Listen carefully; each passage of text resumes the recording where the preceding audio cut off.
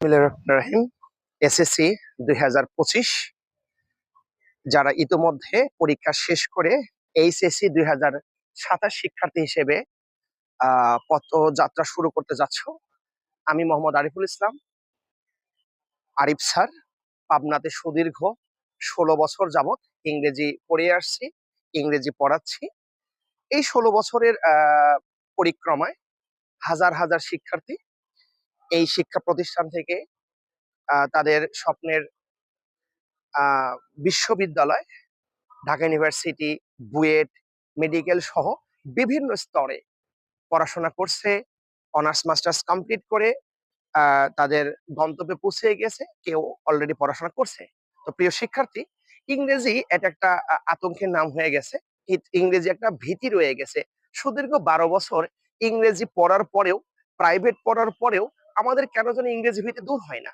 এই দূর না হওয়ার একটা বড় কারণ হচ্ছে আমাদের প্রচুর পরিমাণের ওয়ার্ড মিনিং এর ঘাটতি, প্রচুর পরিমাণে না বুঝে অন্ধের ন্যায় রুলস মুখস্থ করার যে প্রবণতা, এইগুলো হচ্ছে এসব আরো অনেক অনেক অনেক কারণ রয়ে গেছে।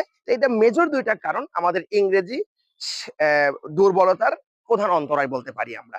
তো সেই অন্তরায় দূর করার জন্য এইচএসসি 27 ব্যাচ তোমাদের জন্য আরিফ স্যার যেটি করিয়ে থাকেন, ইংরেজি যে টেক্সট বুক থাকে, বোর্ড বই থাকে, সেই বোর্ড বইয়ের প্রত্যেকটা ওয়ার্ডের ওয়ার্ড মিনিং করে তার পার্টস অফ স্পিচ নির্ণয় করে তোমাদেরকে ইংরেজি শেখানো হয়ে থাকে।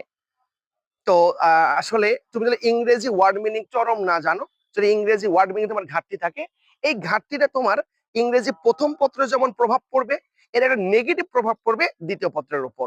তাই তোমাদের জন্য শুরু হতে যাচ্ছে আরিফ স্যারের ইংরেজি ক্লাস আগামী 25 মে।